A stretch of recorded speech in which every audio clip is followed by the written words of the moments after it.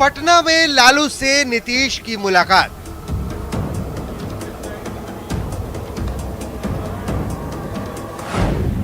नीतीश ने पकड़ा लालू का हाथ।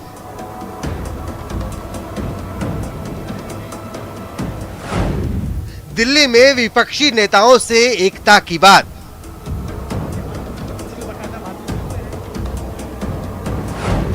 क्या नीतीश को मिलेगा राहुल का साथ?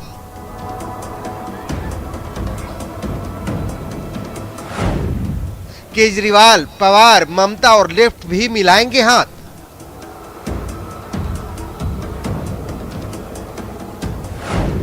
मिशन दिल्ली पर नीतीश कुमार। न्यूज 18 बिहार झारखंड पर महाकवरेज लगातार। नमस्कार, मैं हूं आपके साथ विभा उपाध्याय और आप देख रहे हैं अपना बिहार। सीएम नीतीश कुमार मिशन 2024 पर हैं।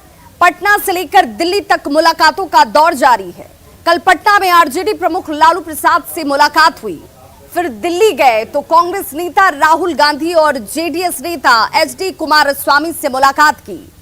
आज और कल वो और कई नेताओं से मुलाकात करने वाले हैं। पूरी कोशिश है विपक्ष को एकजुट करने की, लेकिन सवाल यहीं से खड़ा होता है कि जस की तस स्थिति बनी हुई है। क्या नीतीश कुमार विपक्ष को एकजुट करने में कामयाब हो पाएंगे?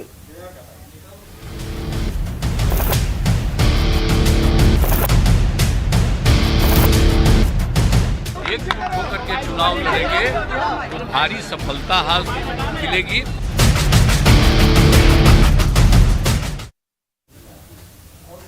तो सीएम नीतीश पूरी कोशिश में है कि मोदी के खिलाफ मेन फ्रंट बनाया जाए। सीएम नीतीश साफ कर चुके हैं कि मोदी के खिलाफ उनकी लड़ाई थर्ड फ्रंट के जरिए नहीं बल्कि मेन फ्रंट के जरिए होगी। ऐसे में थर्ड फ्रंट का क्या होगा? क्या मेन फ्रंट के बैनर तले समूचा विपक्ष एकजुट हो पाएगा? क्या अति महत्वाकांक्षी केजरीवाल की पार्टी आप, ममता बनर्जी की पार्टी तृणमूल, केसीआर की पार्टी टीआरएस कांग्रेस के नेतृत्व को स्वीकार कर पाएगी? क्या कांग्रेस के नेतृत्व को नवीन पटनायक और वाईआरएस कांग्रेस के जगन मोहन रेड्डी स्वीकार कर पाएंगे? अगर नहीं तो नीतीश के मिशन का क्या होगा, यह समझना आज बेहद जरूरी है।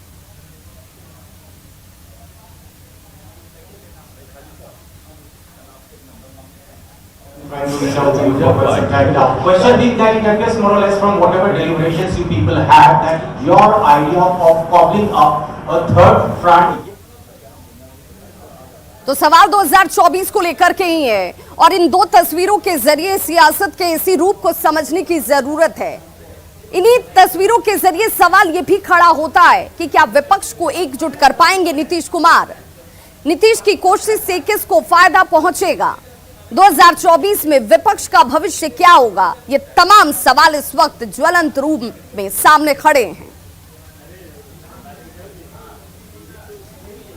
तो सीएम नीतीश कुमार बीजेपी के खिलाफ आर पार के मूड में हैं।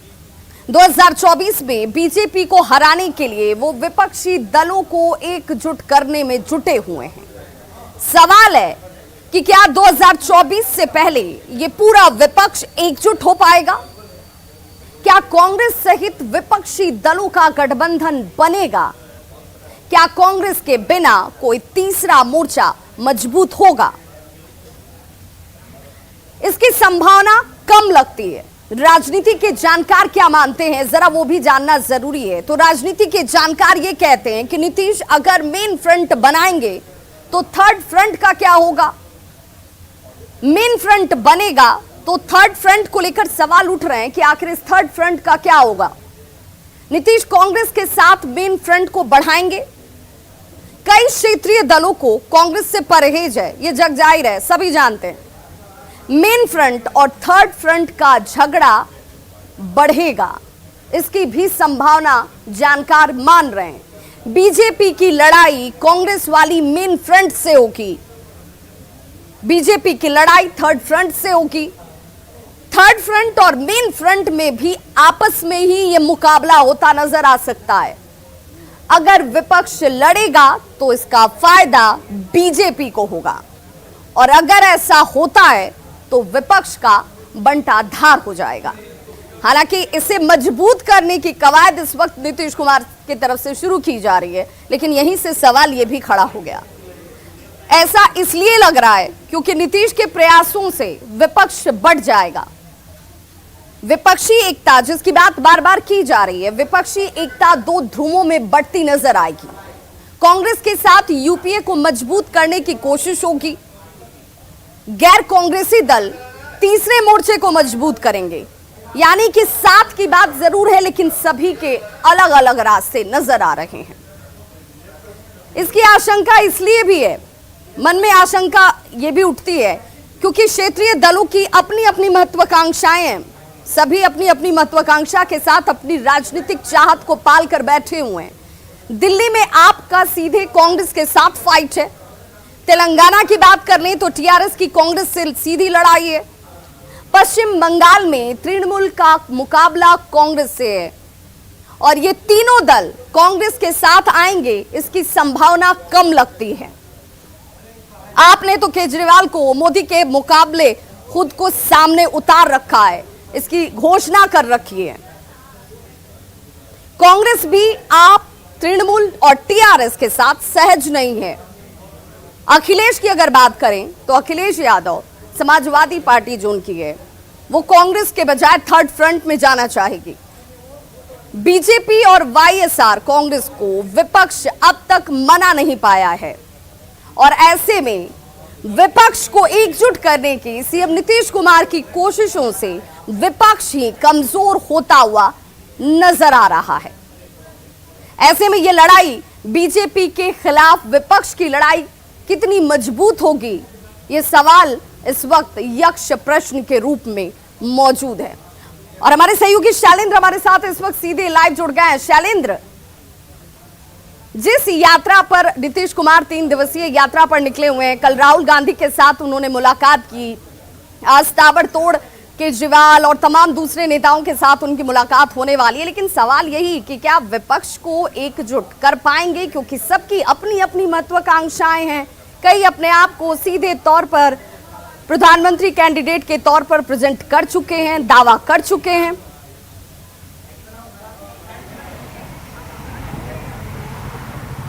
बिल्कुल, देखिए, महत्वाकांक्षाओं के साथ साथ अपनी अपनी सियासी रणनीति भी है।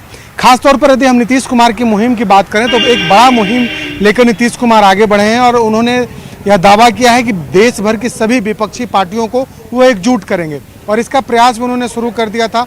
केसीआर पटना आए और दिल्ली जब नीतीश कुमार गए हैं तो उसके बाद कई नेताओं से उनकी मुलाकात हो रही है। लेकिन इस बीच एक बड़ा सवाल ये उठता है कि आखिर क्या तमाम देश भर की विपक्षी पार्टियाँ एकजुट हो सकती हैं, खास करके वैसी पार्टियाँ जिनकी लड़ाई राज्यों में सीधे तौर पर कांग्रेस पार्टी से है, बीजेपी से नहीं है। पहले कांग्रेस पार्टी से है और उसके बाद बीजेपी से लड़ाई है। तो ऐसी परिस्थिति में क्या वैसे राजनीतिक दल, दिल्ली में ही सबसे बड़ा एक उदाहरण की बात कर लें तो आम आदमी पार्टी, क्या अरविंद केजरीवाल कांग्रेस के साथ जाएंगे, राहुल गांधी के साथ जाएंगे, क्या ममता बनर्जी कांग्रेस के साथ जाने के लिए तैयार होंगी? तो ऐसी कई पार्टियां हैं जिनके इस मुहिम में शामिल होने पर कहीं ना कहीं संशय है। हालांकि नीतीश कुमार का दावा है कि वो सबको एकजुट करेंगे, लेकिन इसमें उन्हें कितनी सफलता मिलेगी यह भी देखना होगा, क्योंकि इस पूरे प्रयास में जदयू कहीं ना कहीं अकेले है। जदयू के साथ तमाम जो बाकी दल हैं, राजनीतिक दल हैं या कोई बड़ा चेहरा नीतीश कुमार के साथ अभी तक इस मुहिम को आगे बढ़ाने में नहीं आया है। इस मुहिम के दरमियान लोगों से नीतीश कुमार ने मुलाकात भले की होगी, लेकिन नीतीश कुमार के साथ कदम से कदम मिलाकर चलने वाला कोई नेता अभी तक सामने नहीं आया है। हालांकि उनका ये प्रयास है, लेकिन जो सियासी जानकार हैं वो मानते हैं कि नीतीश कुमार इस मुहिम को जब आगे लेकर के चलेंगे तो इसके दो पहलू हो सकते हैं। एक, जो अभियान उनका है कि सबको वो साथ लेकर के चले, और दूसरा कोई फ्रंट बनाया जाए। लेकिन यदि फ्रंट की बात सामने आती है, थर्ड फ्रंट या कोई फ्रंट की बात सामने आती है, तो यह भी कहा जा रहा है कि इसका फ़ायदा तो फिर बीजेपी को होगा। फिर इस फ्रंट के बनाने का मतलब क्या है कि जब सब एकजुट नहीं हो सकते हैं, कांग्रेस के साथ नहीं आ सकते हैं, तो कई तरीके के कयास हैं, कई तरीके के जानकारों के इस पूरे सियासी घटनाक्रम पर उनकी अलग अलग राय है। लेकिन फिलहाल यह देखा जा रहा है कि नीतीश कुमार तमाम जो विपक्षी दल के नेता हैं, राहुल गांधी हों, तमाम लोग हों, उन लोगों से एक एक कर मुलाकात कर रहे हैं और देखना होगा आगे नीतीश कुमार इसमें कितना सफल हो बिल्कुल, पाते हैं। नीतीश कुमार लेकिन इसमें फिलहाल कितना सफल यह हो पाते कहना हैं अभी ये इस वक्त सभी मुलाकातों के विपक्षी साथ पार्टियों को- शुरुआत तो जरूर हुई है, लेकिन सबकी स्वीकार्यता कितनी बन पाती है, उनके नेतृत्व के साथ लोग आगे कैसे अपनी अपनी महत्वाकांक्षाओं को साइड में रखकर आगे आ पाते हैं, ये भी बहुत बड़ा सवाल। बहुत बहुत शुक्रिया शैलेंद्र इस तमाम जानकारी के लिए। सीएम नीतीश पर आरसीपी सिंह ने इस बीच एक बड़ा हमला किया है। आरसीपी सिंह की तरफ से यह हमला किया गया है मुख्यमंत्री नीतीश कुमार के ऊपर। सीएम ने बिहार को गर्त में धकेल दिया है, ये कहते नजर आए आरसीपी सिंह। नीतीश को बिहार की चिंता नहीं है, बिहार की चिंता छोड़कर वो विपक्षी एकता में जुटे हुए हैं। विपक्षी एकता नहीं, पक्षी एकता उनकी तरफ से की जा रही है। जेपी को लाठी मारने वालों के साथ नीतीश खड़े नजर आ रहे हैं।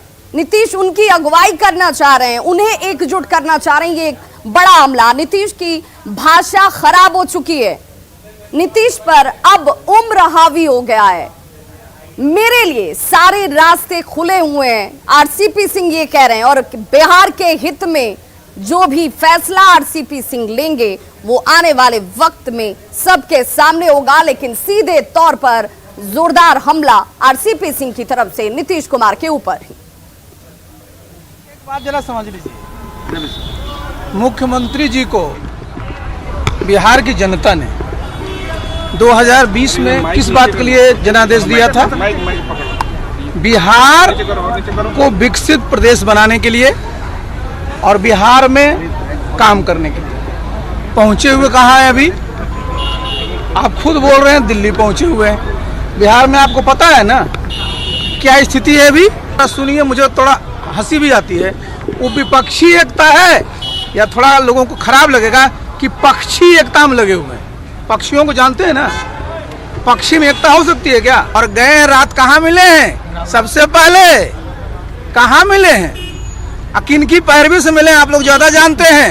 लेकिन ये भी जरा जान लीजिए वो किसके प्रोडक्ट हैं? 1974 आंदोलन के, जेपी आंदोलन के। और स्वर्गीय जेपी जयप्रकाश नारायण जी पर लाठी किसने चलाया था जी? किस सरकार ने चलवाया था? इमरजेंसी किसने लगाया था? अरे जी, उनकी भाषा बिल्कुल भ्रष्ट हो चुकी है। क्या शब्द है? तुम तड़ाम पर आ गए, ये उनकी पहचान थी। ये दिखाता है कि किस प्रकार से उम्र उन पर हावी हो रहा है। अरे अपना काम देखिए कि बिहार में क्या हाल है, किस प्रकार का प्रशासन है जी। कि भाई मैं तो मैं तो संगठन का आदमी हूँ जी, और मैं बिहार में जाता हूँ, घूमता हूँ अपने साथियों के साथ, और हमारे नीचे सब साथी हैं, सबसे बातचीत हम लोग कर रहे हैं। और निश्चित रूप से हम लोग जो भी निर्णय लेंगे, अब मैंने बताया कि हमारे सारे ऑप्शंस खुले हुए हैं और वो बिहार हित में होगा। तो नीतीश के मिशन 2024 पर सियासी घमासान इस वक्त तेज हो चुका है। मूल विषय है कि 2024 में देश के अंदर में जो भी भाजपा विरोधी पार्टियां हैं, जिनको भाजपा की नीतियों से परहेज, अधिनायकवाद के बढ़ते कदम के खिलाफ, जो लोकतांत्रिक मूल्यों में आस्था रखने वाले तमाम राजनीतिक दलों की गोलबंदी जनता दल का लक्ष्य है। और हमारा ये सार्थक प्रयास का प्रारंभ हुआ है कि माननीय मुख्यमंत्री नीतीश कुमार जी देश के विभिन्न राजनीतिक दल जो भाजपा की नीतियों से असहज है उनसे मिल रहे हैं। देश में बस केवल निर्णायक सरकार चाहिए। देश ने देखा है कि किस प्रकार से जो इतने फ्रंट बने उन्होंने क्या किया, और कांग्रेस के सपोर्ट में जब कोई फ्रंट बना तो कितने दिनों की सरकार रही, और नरेंद्र मोदी के रूप में एक निर्णायक नेतृत्वकर्ता मिला है, एक ऐसी सरकार मिली है जिसने देश को विकास के पटरी पर रखा है। तो ये थर्ड फ्रंट बनाए या फोर्थ फ्रंट बनाए, इससे कोई फर्क नहीं पड़ने वाला है। संपूर्ण विपक्ष एक नहीं होगा भारतीय जनता पार्टी के खिलाफ, तब तक भारतीय जनता पार्टी कह लीजिए या नरेंद्र मोदी जी कह लीजिए, उनको चुनौती देना कठिन होगा। अब एक तो बड़ी धुरी है कांग्रेस के साथ नीतीश कुमार जी भी खड़े दिख रहे हैं। इनकी जो राहुल गांधी से 50 मिनट तक मुलाकात होती है, फिर कांग्रेस के बाद लेफ्ट से इनको मुलाकात करनी है, तो ठीक है, अगर कांग्रेस और लेफ्ट की एक धुरी बनाने में कामयाब भी नीतीश कुमार जी हो जाते हैं, लेकिन अगर एक थर्ड फ्रंट अलग खड़ा हो जाता है, जिस तरह की बात ये करते रहते हैं कि हम मेन फ्रंट होंगे, तो मेन फ्रंट कांग्रेस के बिना तो कल्पना ही नहीं। राजनीतिक रूप से भारत में सिर्फ दो धुरियां हैं। एक धुरी है जो कि भाजपा और संघ के इर्द गिर्द घूमती है, और दूसरी धुरी है विपक्ष की, जिसके केंद्र बिंदु में सबसे बड़ी विपक्षी पार्टी होने के नाते कांग्रेस है। इन दो धुरियों के अलावा किसी भी तीसरी धुरी की बात करना, किसी भी थर्ड फ्रंट की बात करना, भाजपा और संघ के खिलाफ हो रही लड़ाई को कमजोर करना होगा। तो सीएम नीतीश ने सोमवार को पटना में लालू यादव और दिल्ली में राहुल गांधी के साथ कुमारस्वामी से मुलाकात की। तो वहीं आज भी नीतीश पूरे दिन विपक्ष को एकजुट करने के लिए 6 बड़े नेताओं से मुलाकात करने वाले हैं। आज नीतीश सबसे पहले सुबह 11:30 बजे सीपीएम ऑफिस में सीपीएम के महासचिव सीताराम येचुरी से मुलाकात करते नजर आएंगे। उसके बाद 12:15 बजे का वक्त है जब सीपीआई के ऑफिस जाकर वो सीपीआई के महासचिव डी राजा से मिलेंगे। दोपहर 1:30 बजे दिल्ली के सीएम और आम आदमी पार्टी के नेता अरविंद केजरीवाल के आवास पर उनकी मुलाकात उनसे होगी। शाम 4 बजे नीतीश हरियाणा की पार्टी इंडियन नेशनल लोक दल के अध्यक्ष ओम प्रकाश चौटाला से उनके आवास पर मिलेंगे। नीतीश एनसीपी अध्यक्ष शरद पवार और समाजवादी पार्टी के अध्यक्ष अखिलेश यादव से भी मुलाकात कर सकते हैं, लेकिन पवार और अखिलेश से मुलाकात का समय अभी तय नहीं है। और बड़ी खबर इस वक्त वैशाली से आ रही है, जहां बालू माफियाओं ने पुलिस टीम के ऊपर ही हमला कर दिया है। बालू लदे गाड़ी पर एएसआई को चलती हुई गाड़ी से फेंक दिया गया है। पुलिस टीम को ट्रैक्टर से रौंदने की कोशिश की गई है। यहां पर बाल वैशाली सदर एसडीपीओ राघव दयाल इस दौरान बचे हैं। हालांकि कार्रवाई के दौरान पुलिस ने 2 आरोपियों को गिरफ्तार भी किया है। एक बालू लदा ट्रैक्टर यहां से जब्त किया गया है। हाजीपुर के अनजान पीर चौक के पास वारदात को अंजाम दिया गया। तो बिहार में बेखौफ बालू माफिया कह लीजिए, अपराधी कह लीजिए, जो पुलिस से भी सीधे तौर पर यहां चुनौती पुलिस को देती नजर आ रहे हैं। एसआई को चलती गाड़ी से फेंकने की कोशिश की गई, ट्रैक्टर से उसे रौंदने का प्रयास किया जाता है।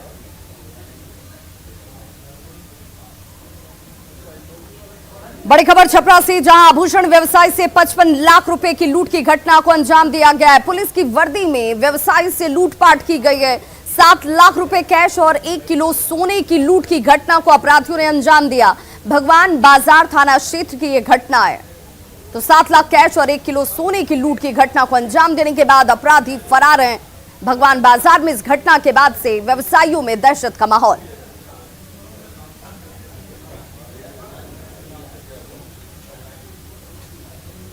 अगली खबर दानापुर से, जहां मनेर के शेरपुर में हुई नाव हादसे में लापता 10 लोगों में से एनडीआरएफ की टीम ने अब तक 2 शवों को बरामद किया है। हादसे में घायल भोला प्रसाद ने बताया कि नाव पलटने के बाद सभी लोग डूब रहे थे। जिसे जो मिला वे उसी के सहारे नदी से निकलने की कोशिश कर रहा था। वो भी बांस के सहारे बाहर निकल पाए, लेकिन उनकी पत्नी लापता हो गई। 2 दिन बाद एनडीआरएफ की टीम ने शव को बरामद कर उन्हें सौंपा है।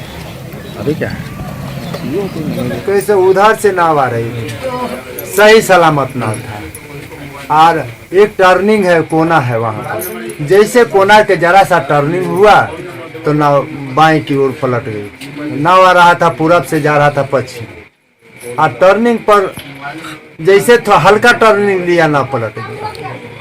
नाव पर कितना लोग सवार थे? शायद 54 आदमी थे। उसमें आपकी पत्नी भी? हाँ जी जी। आप बच गए?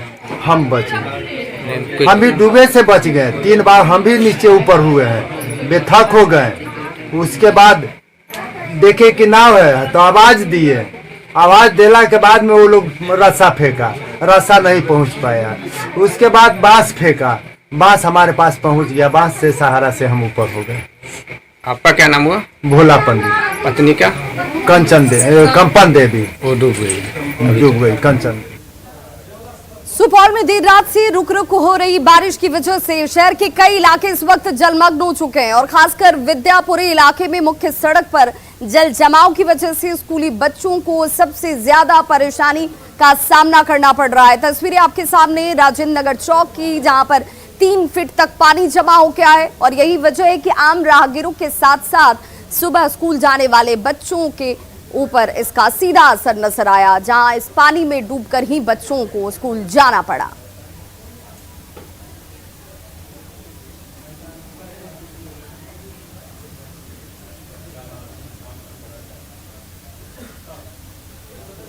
तो खबरों का सिलसिला लगातार जारी है। आप देखते रहिए न्यूज़ 18 बिहार झारखंड। यहाँ खबरों का सिलसिला कभी नहीं थमता।